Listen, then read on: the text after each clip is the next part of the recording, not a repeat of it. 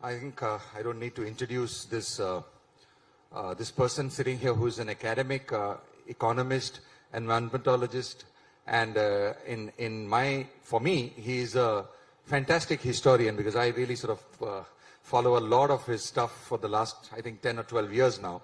His attempt to sort of relook at the way history has been presented, and very, very good effort in using the same historic evidences to come up with inferences which actually make us sort of want to sit back and think. In fact, yesterday I was thinking about it. When you walk into the lobby here, there is the anguished Ashoka, which the ITC Maurya has. It's a very beautiful installation which talks about the anguish of the Emperor Ashoka after Kalinga, and then he sort of, the legend, not legend, the history that we've been taught is that he converted to Buddhism there. Well, the real fact is that this man, even after Kalinga, I mean, other than his accounts, there are evidences of him having actually given 1 dinara per head for bringing the heads of Ajivikas and Jains. And that continued till apparently once a head that was brought was his younger brother's. And that's when apparently he stopped that.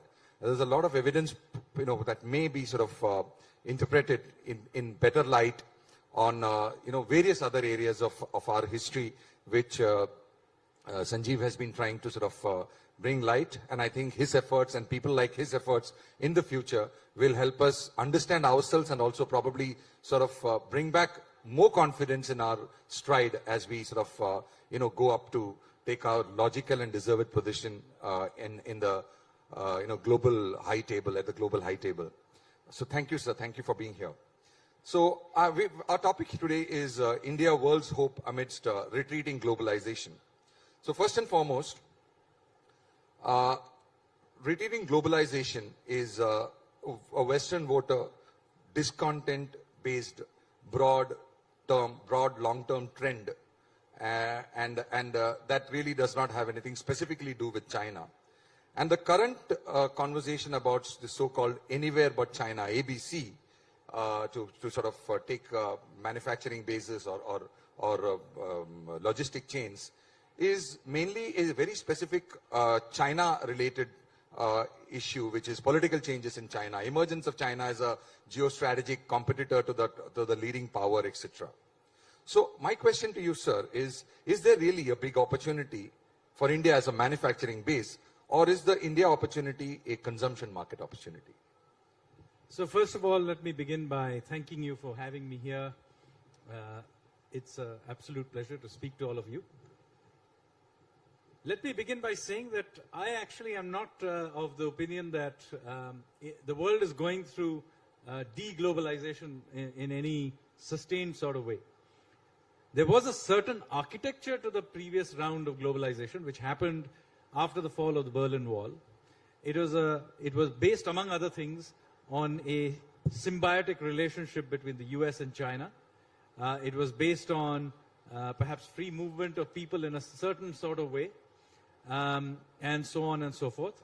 And it was also based on a certain pattern of supply chains which gave a lot more weightage to single source efficiency over resilience.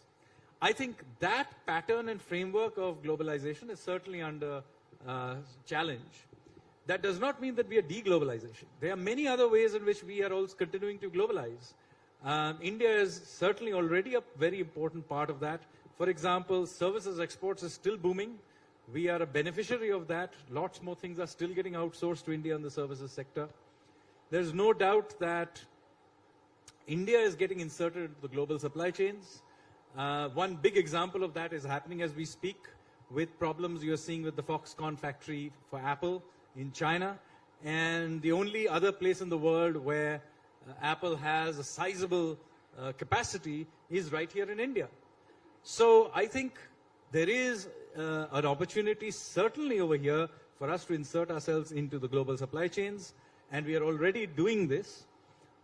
Let me also state that this idea, which I think partly derives from Raghuram Rajan, that India is ultimately a consumption story and really we shouldn't aspire to have that kind of export-led investment-led kind of growth sort of trajectory, I also disagree with that. There is an opportunity here as we insert ourselves into the global supply chains. Sure, the period of transition will be turbulent, as indeed you should expect.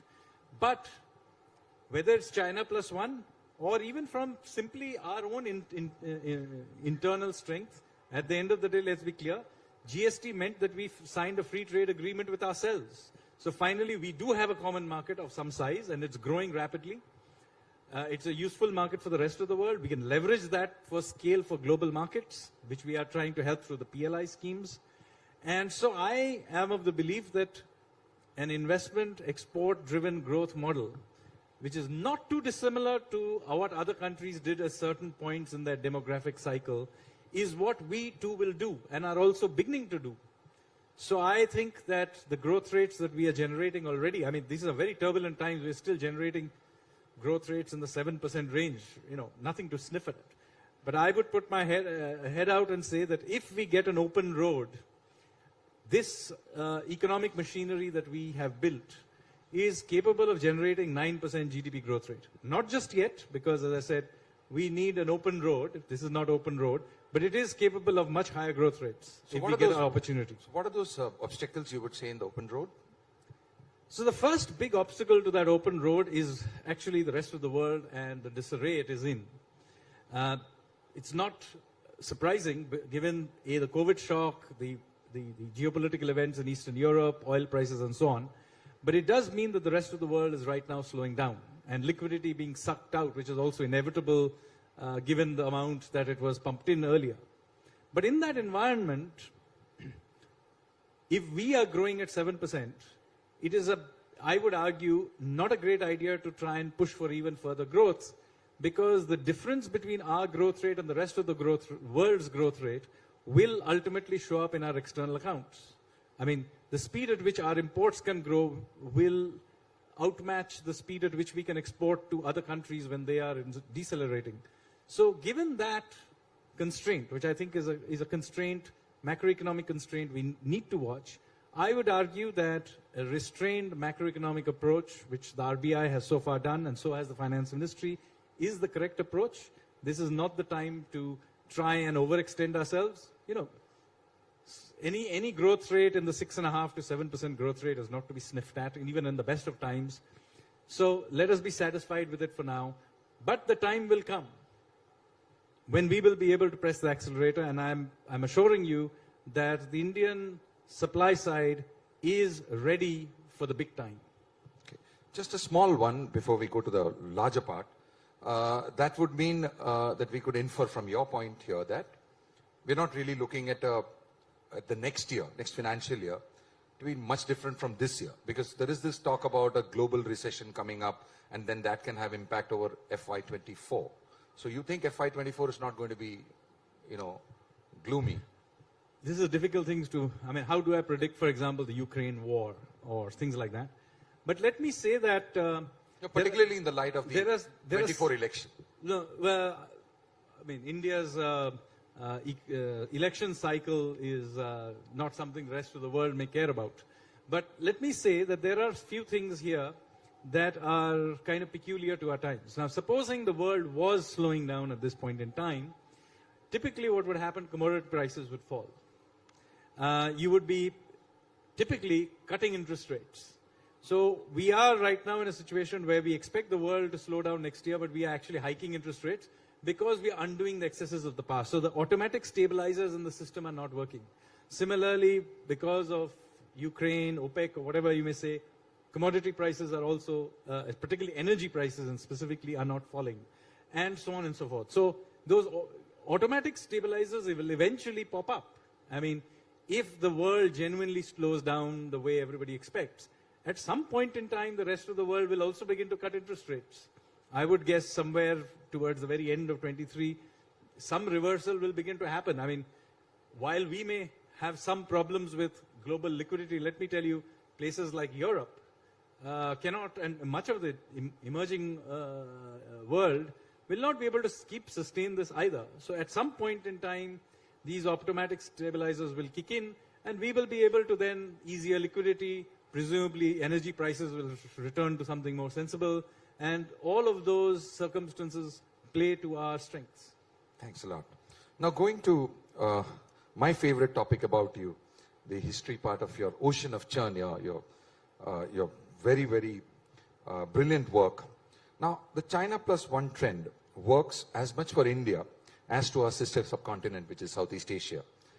And Vietnam, Bangladesh, etc. have already started showing, promising growth for themselves. And to that extent, they are our competitor. There is Indonesia, which is another large nation, waiting to wake up and sort of become a big player globally.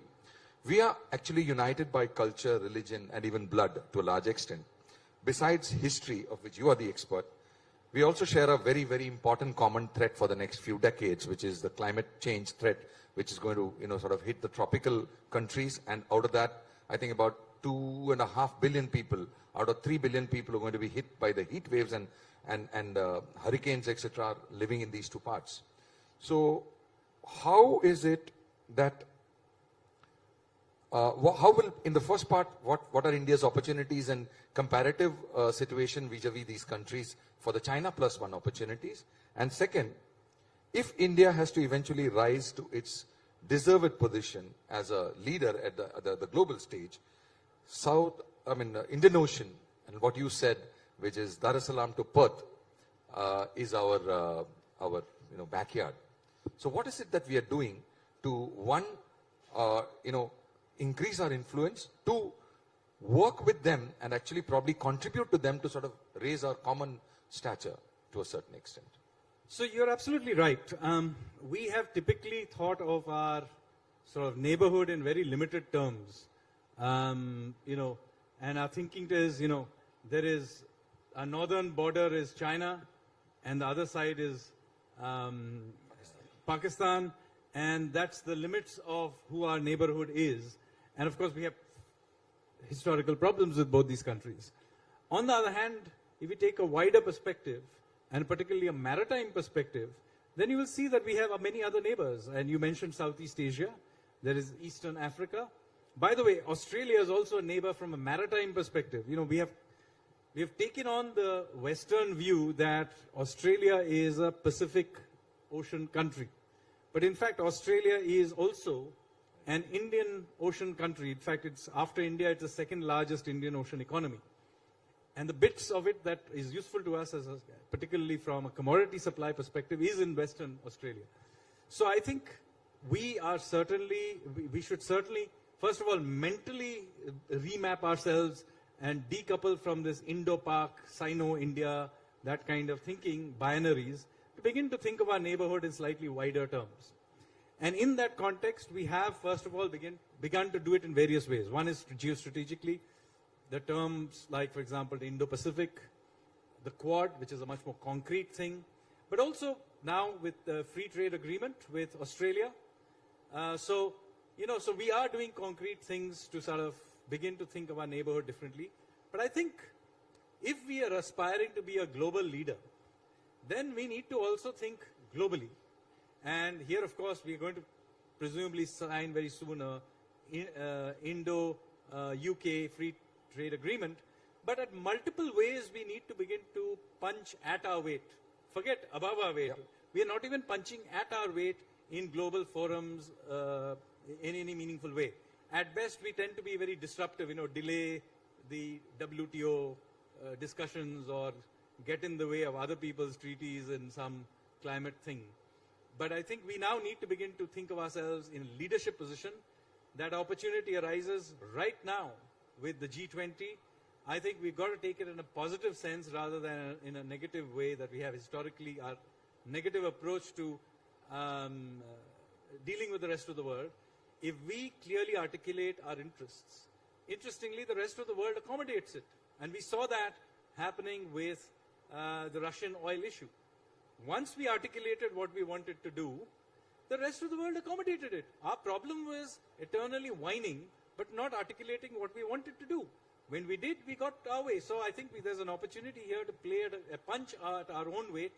And I think if we are reasonable in our demands, the rest of the world, frankly, finds it easier to deal with us. Okay. So what are the areas you think that, I mean, immediately, I think, is climate change not an opportunity for us to sort of start playing that as a representative and of this whole area? And probably also sharing our, data from our satellites, etc., to help. Yes, climate change is an area. By the way, since much of the discussion tends to be about renewable energies, let's be also clear that even without climate change, you should be doing it. I mean, for whatever it's worth, the gods didn't give us too much hydrocarbons, but they did give us lots of sunshine. So from a purely economic perspective, from a geostrategic resilience perspective, we should be moving on to other sources of energy, including, by the way, atomic energy, which I am a fan of. So I think we need to be serious about this and, put in the investments and so on. But I think this is not the only area. I mean, let's take, for example, how global narratives are built. I think we need to be serious about things like, for example, there are all these global perception indices that are there. And we tend to always come out looking really bad in them. And our usual approach is to complain about them. And in fact, even I have published just a few days ago a working paper on how completely ludicrous some of these opinion-based perception indices on, happiness and democracy and freedom are. Basically, their opinion are not even half a dozen people. And their methodologies are utterly ludicrous. But the fact of the matter is, we have historically just complained about them, or we have said they don't matter. Now, first of all, let me say they do matter. They end up feeding into things like your sovereign ratings through the World Bank's governance index and so on. But I think we need to take one more step further. Why are we not turning our gaze on the rest of the world? Why are we letting the rest of the world always deconstruct us, sort of give us certifications? We should be out there giving them certifications. And in this context, let me say, Times Group is actually, if I'm not mistaken, a bigger media house than The Economist magazine, or at least a comparable size. Yes. If EIU can do a global index, why shouldn't the Times Group be doing its own global democracy, happiness, whatever else index, and let us go and, judge the rest of the world. Let's have that confidence. We will. No, actually, we were discussing this before we came in here, and that is our theme here, vibrant democracy, global bright spot.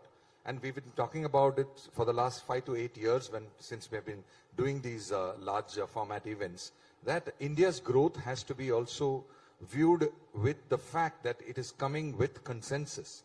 India is not coming, bringing its growth of 7%, like the autocracy next door, where you have a plan and then you just send it through whether people like it or not. In certain cases it works, like Deng Xiaoping's policies worked in the 90s and afterwards, and right now we don't know how it is working with their COVID policy. I mean, we don't know what they are currently doing. So our growth has come with, consensus, taking everybody together, which is obviously more difficult. I mean, to work as a CEO is so much easier than work as an elected representative.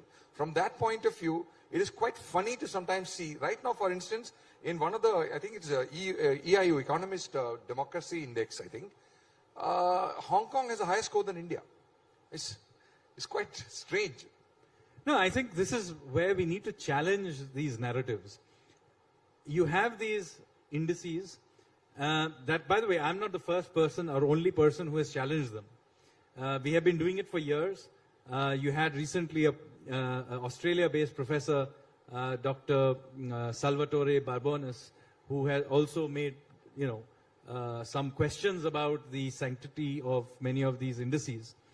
But most of those, the arguments they make, is that there is a problem with the input, i.e. garbage in, garbage out. And Professor Salvatore's main point is, which I agree to a large extent with him, is that India has this biased, compromised intellectual class, which tends to give a one-sided kind of narrative, and since that is finding its way into these models, so it's, it's giving a certain kind of output. Now, that is true, but it's only part of the story. Because he is still accepting that these methodologies and that these think tanks are broadly unbiased. I'm sorry. There are some very serious problems with some of the questions they ask, the way they go about it. In fact, some of it is utterly laughable. You can read about it in my recent working paper. And even I wrote about it in your newspaper in yesterday's op-ed as well. And I'll give you some examples of how completely ludicrous some of it is. So there is something, one of the indices that VDEM has, for example, is on direct democracy. Okay? This is an index in which we score 0. Why? Because you see the VDEM index, that direct democracy index, is a scoring of democracy based on direct referendums. Now I understand that this may be possible in a small European country like Switzerland, right? But how do you expect India to be doing direct referendums? It's not even a meaningful concept. Maybe you can do it in a panchayat or something like that. And by the way, if that is what it's about, then yes, some sort of direct referendums do happen at the very local level perhaps. But to do it in a nationwide scale is simply not possible. So it's a ridiculous index in which we score 0. But by the way, that same index provides a score above 0 to Afghanistan, Cuba, and countries like that. And I think that's completely crazy. So I think there is a case of relooking at this. Moreover, there is also the questions that are not asked. So there are all these democracy indices. Now obviously a question such as, is the head of state democratically elected, a question that should be in a democracy index? However, such a question does not exist. Why? Because it would be very inconvenient to all those Northern European constitutional monarchies. Theocratic. Yeah, so many of them, by the way, are theocratic constitutional monarchies, like the UK, where the head of state is also the head of the Anglican Church. And so you have this complete absurdity that a question that should be there is not there. And by the way, it's not just Norway, Sweden, Denmark, and so on. It would also be true of Canada, New Zealand, Australia. But because these countries are somehow already preconceived to have great democratic values, therefore this question must not be asked. And so if you look at these democracy indices, all the ones that are the top 10, 15 of them, the bulk of them are always constitutional monarchies. You've got to be kidding me. They're not even democratic in a full sense. So the point is, questions that are asked, questions that are not asked. And by the way, of whom are the questions asked? There also it's quite absurd. It's some 3 to 6 experts who we are not told who they are, who are answering these questions. They're not even proper surveys. EIU is the only one who at least pretends to say that, okay, we do a survey of some sort. But when we dug in, we found that that survey that they do, World Values Survey, that's supposed to be an input, they haven't done this survey for India since 2012. So just think about this. Since 2012, the survey for India has not been done. So then they're talking about transparency. I think we should do, maybe Times now should, the first index they should do is rating these indices according to their transparency. I think, thank you very much. We've in fact discussed this and we promise that we will come up with, something better than what these guys are doing. And we believe democracy is an important attribute of the India brand, and therefore it is for us it is a service to the nation that we can come up with an index which will be eventually sort of respected and regarded by even the World Bank, etc. I think that's a challenge that this team will take up. And thank you very much, Sanjeev, and this has been really, really fantastic talking to you. Thank you. Good, I think, good views and counter views on the subject. Thank you. Thank you.